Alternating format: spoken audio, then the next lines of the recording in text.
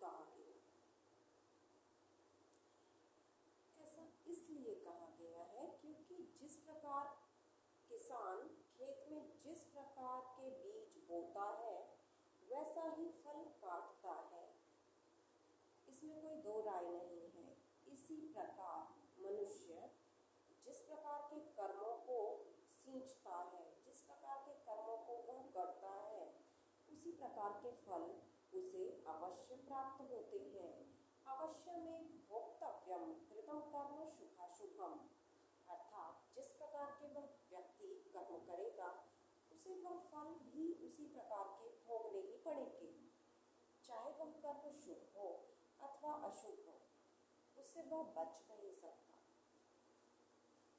किंतु आज के दौर में ऐसा लगता है जैसे कोई व्यक्ति तरक्की कर रहा हो तो वो तरक्की की ऊंचाइयों को छूता ही चला जाता है, जिससे जो व्यक्ति निराश और निर्धन या किसी भी तरह से हताश बैठा हो वह और अधिक हताश दिखता है। उसके मन में यही विचार पनपते हैं कि वो व्यक्ति तो इस प्रकार के कर्म करता है वर्तमान में, किंतु इस प्रकार के फल क्यों नहीं प्राप्त हो रहे। तो इसमें कर्म की जो सत्ताएं हैं, तीन प्रकार के जो कर्म हैं, त्रिविधम कर्म, जैसे कि संचित कर्म, प्रारब्ध कर्म और वर्तमान के जो कर्म हैं वे कर्म। तो इन तीनों कर्मों का इसमें लेखा जोखा देखा जाता है। कुछ कर्म हमारे पूर्व जन्म के होते हैं जो कि प्रारब्ध या भाग्य के अनुसार फल प्रदान करते हैं। द्वितीय प्रकार के कर्म हैं संचित कर्म। अब वो जो हमारे स्टोर हैं, जो हमारे बैकग्राउंड में जो स्टोर हैं, जो कर्म के फल, जो फल हम नहीं भोग पाए किसी कारणवश पुराने जन्मों में, वे कर्म जो संचित हैं, जितने भी संचित स्टोर हैं पिछले कितने भी कर्म, उन कर्मों के फल भी तो हमारे को जो जीवन में जो पड़ाव है उसमें उसके भी फल मिलते जाते हैं। और जो हम वर्तमान के कर्म कर रहे हैं वे सारे नियत कर्म जो हैं उनके भी तो फल हमें भोगने हैं।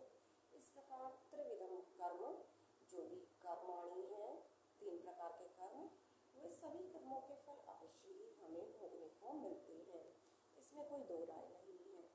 तो जो भी व्यक्ति निराश या हताश हो या उन्हें ये लग रहा हो कि वो व्यक्ति तो ऊंचाइयों को छू रहा है, हमें तो अभी तक हमारे फल ही प्राप्त नहीं हुए, तो कहते हैं यदि हमने आम का बीज बोया है, बोया पेड़ बबूल का, तो अम्ब कहाँ से होए। यदि हमने बबूल का पेड़, बबूल का वृक्ष के बीज का बीजारोपण किया है तो वैसा ही बबूल का वृक्ष ही तो उत्पन्न होगा, उसमें आम तो नहीं लग जाएंगे। इसी प्रकार हमें हताश होने की कोई आवश्यकता नहीं, अर्थात हमें अपने अच्छे कर्मों पर, हमें सुनियोजित सुकर्मों पर ही